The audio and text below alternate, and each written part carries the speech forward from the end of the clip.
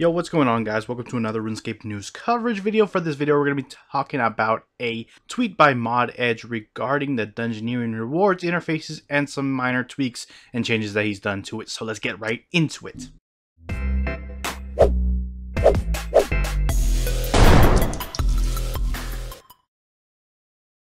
Alright guys, first off we're going to quickly read off the tweets, and he says, last interface polish of 2017, the Demonheim rewards interface added separators for numbers, no more brown in non-legacy, layout polishing, general bug fixes, and performance improvements. And before we get into the images, the old ones will be on the left, new ones on the right. So I've talked about these kinds of things in the past that Mod Edge has been doing. He's actually been doing several interface changes to many other different shops and various other interfaces, the Slayer reward shop and things like that. He's been doing a lot of those changes recently, and he's, generally just tidying up, changing bug fixes, or, little tiny quality of life tweaks that make them at shops or any other interface a little more user friendly. So he's been doing a lot of those recently. This is just, another one under his roster. And I think personally a reason why he's also doing this, not just to, clean it up and make it look nice and fix any problems they may have, is because I think he's prepping it in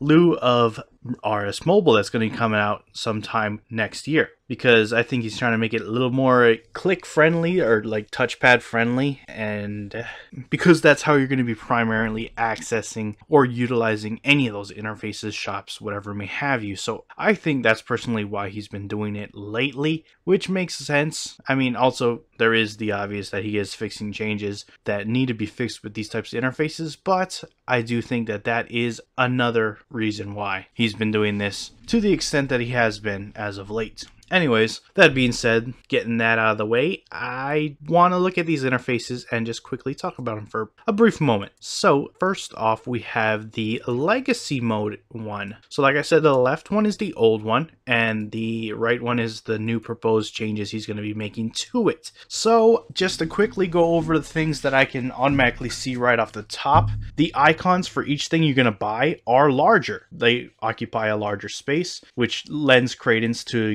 my theory that they're making it more touch friendly. And the font for each of the prices for each item is now a much brighter white-ish color and make it much more visible. It was like a grayish before that, so increasing that visibility, which is always good. The redded out ones that I guess you cannot purchase or are unable to purchase, those are made much more of a brighter red. I guess, it's not so jarring and the contrast is not so abrupt. I guess it's a cool fix. Doesn't really matter either way. I think purpose serves itself the same either way, but it does look nice. And finally, we have the separators, like I said, for the numbers. So you see the price of your tokens versus before and after. You now have the comma separators for each 3 digits, which really helps with the visibility to quickly see that, especially with very large numbers like you could have for Dunge tokens up in the millions at some points. So having that readily available with the commas to access and see exactly how much you have, very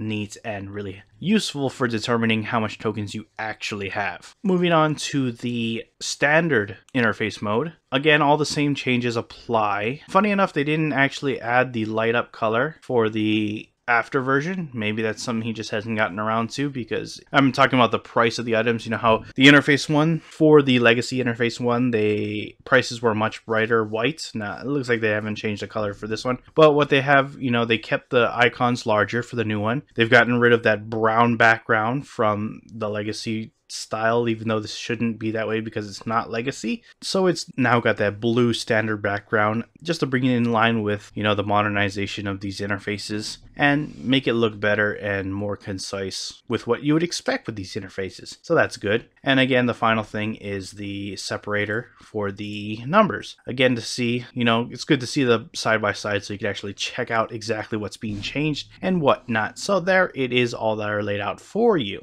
But yeah, that's pretty much it from Mod Edge. I know it's not the most exciting of updates, but I just want to keep you guys in the loop so you know exactly what's going on and what the JMods are working on, and that is Mod Edge's current project. So let me know what you guys think about it. Anyways, if you enjoyed the video, hit that like button. If you are not subscribed to it and you want to stay up to date on all things RuneScape related, then hit that subscribe button. Anyways, I appreciate you guys watching. I am out. Peace.